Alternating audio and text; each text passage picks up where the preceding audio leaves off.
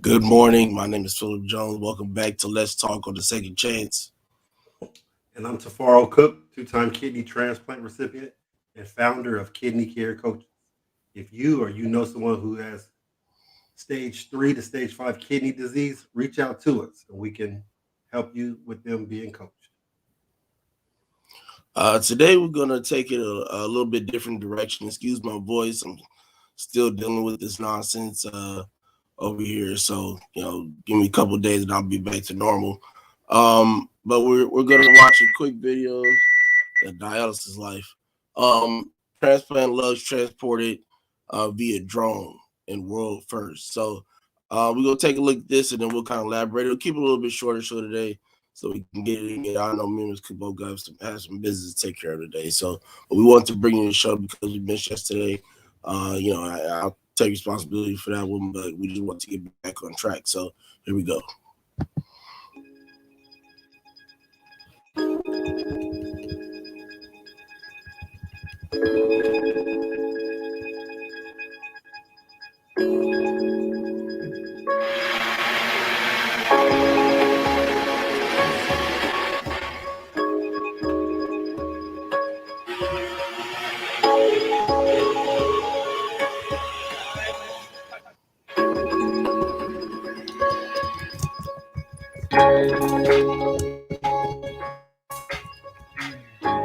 That Friday, I was with my daughter, and then they came to tell me that it's possible that you'll get the transplant later tonight or tomorrow morning. And then they asked me if I want to participate in the study that I wanted to do it after that. I'm an engineer, and I find it very, very interesting. Later that night, doctor said the drone's going to be coming in soon. The lungs are on their way. And then he went and got up, went to a phone, and he came back and said, your lungs are on arrived.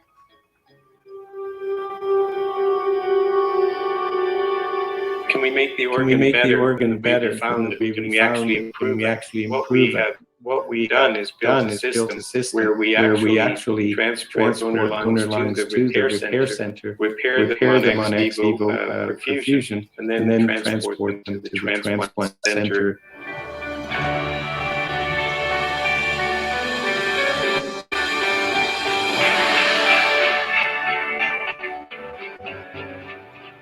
We get an offer for a donor in the middle of the night, and then multiple organs need to be placed to try and book planes to coordinate all of these different transplants. So you can imagine that being a lot simplified if you just have drones and program them to deliver the organ.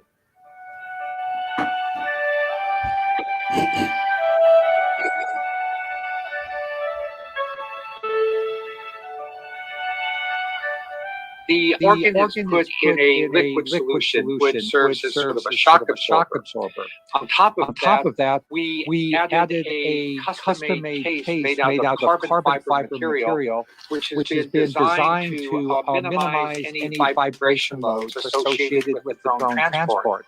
And then finally, we have electronics that reports on the health of the organ along the way. We are developing drones that can fly close to 400 kilometers.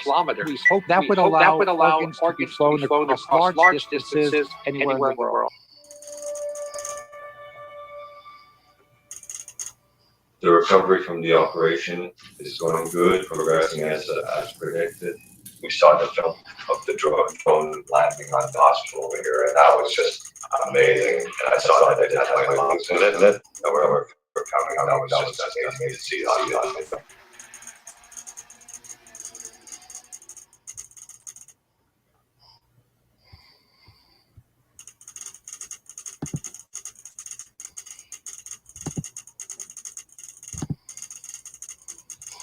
Man, that's insane, man. For them to come up with something where, you know, because you think of a drone and you think I got to stand under my drone the whole time and control it, you know, to where to be able to be in range, and they flying things around the world from one spot.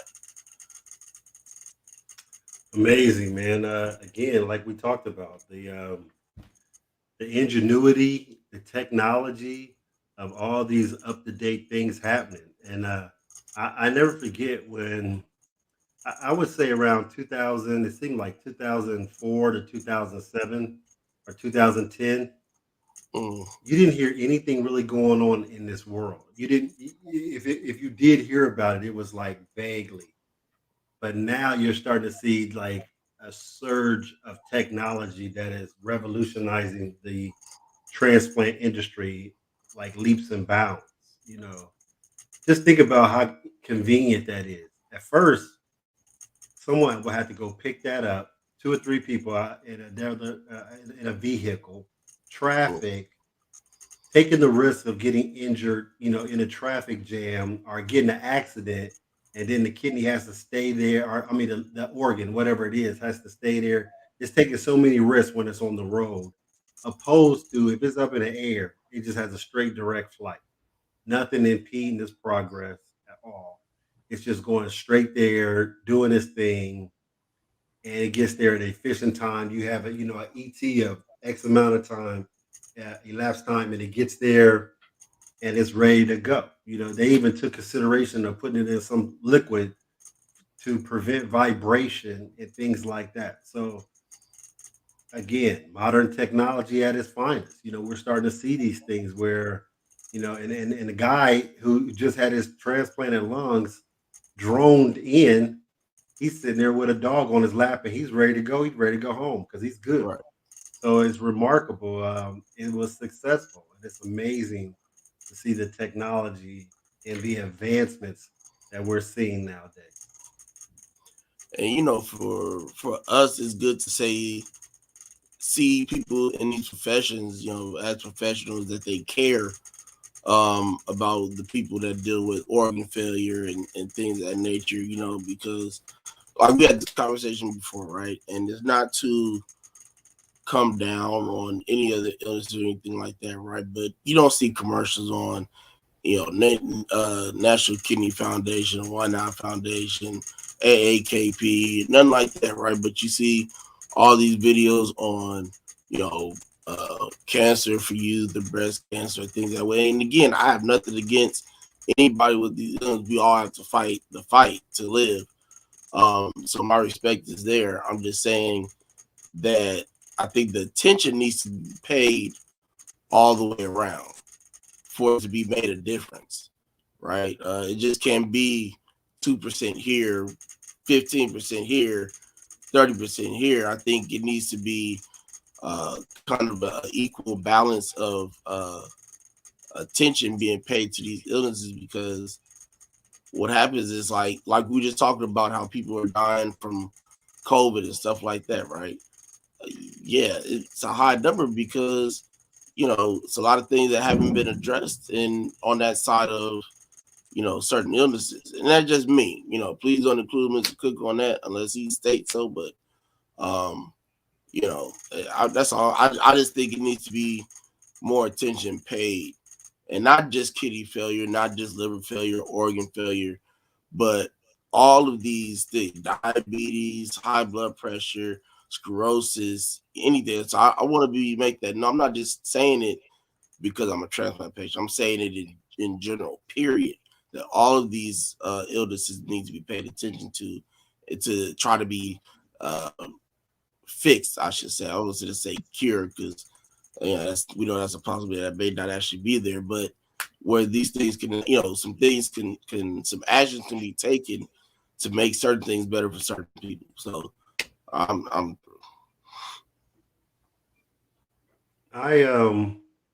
I agree with you, but we are starting to see the movement in the the organ industry, organ transplant industry. We are seeing the movement. You when you compare it to cancer, cancer has a big advantage, and the big advantage cancer has is it affects more people, while organ transplant affects a lot of people of color, and there's a disparity right there. So, with that being said, the money's not there for the organ transplant industry, opposed to cancer. So that's why we're going to be behind no matter what. I could You agree know, with that. and a cancer affects so many more people than organ. If you do the stats, it's like almost 3 to 1, and there's so many variations of cancer opposed to the list of transplants. Now, don't get me wrong. You can do cadaver transplants with ligaments and all types of things, but it's not as a it's not as big as the cancer industry. So that's why we see that disparity right there, and again, who it affects.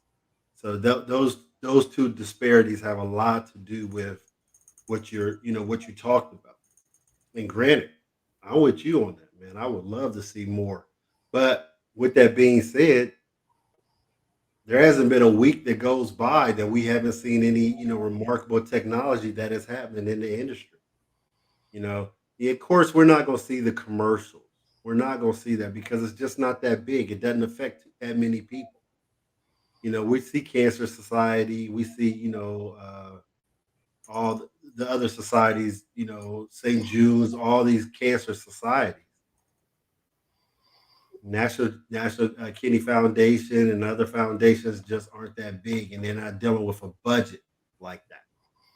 So it's up to people like us who do the groundwork. I never forget I was speaking one time, and a transplant surgeon from NYU came up to me after I spoke, and she said, "Tafara, what you're doing is awesome because I believe it's going to take guys like you who do the groundwork to see the progression of of our movement, moving the needle in the right direction." And Hmm. she said, "This is what happened when people got HIV.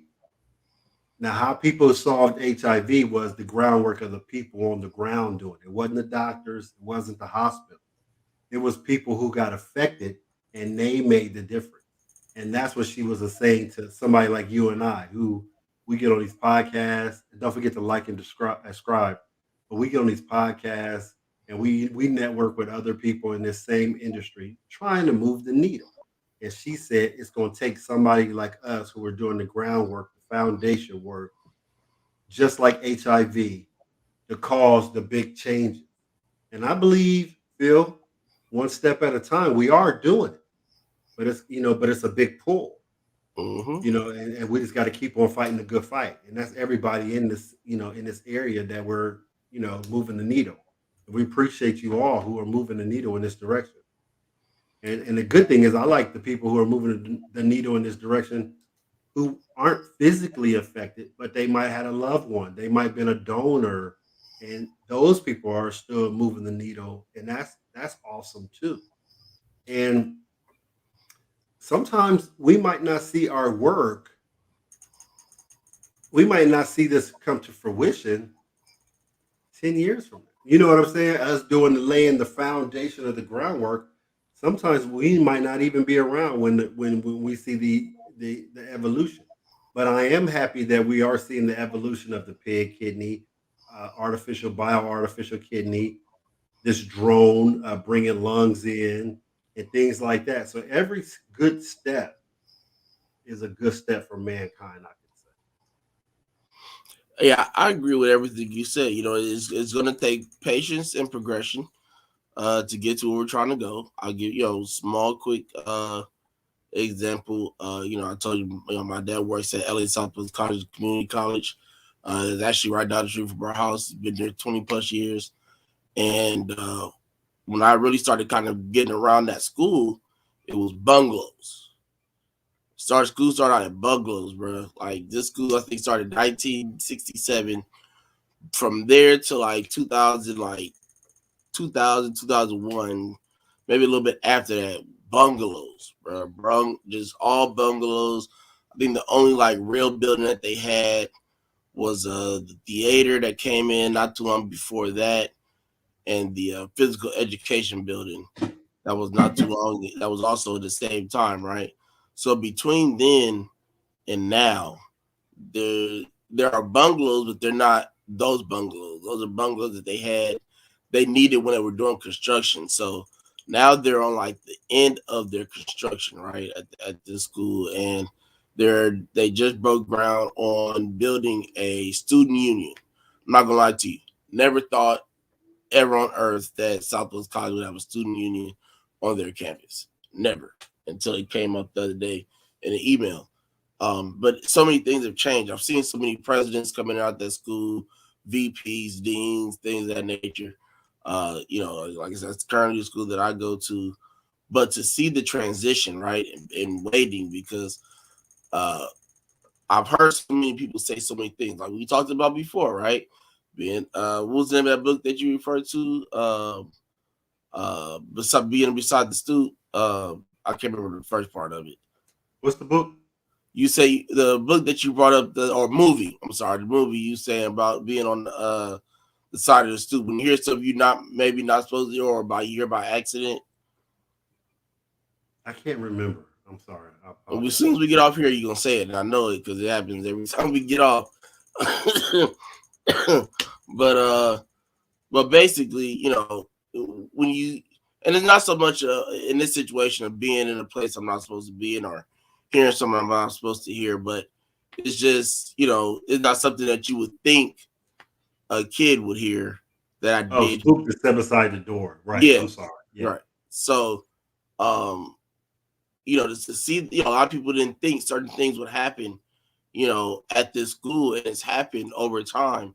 It's taken, what's this year? I think the first year they started was I believe 2004 or 5. They started with the stadium and some areas. If you ever watched that video with Kobe jumping over the pool bombers and stuff, he shot that at our school.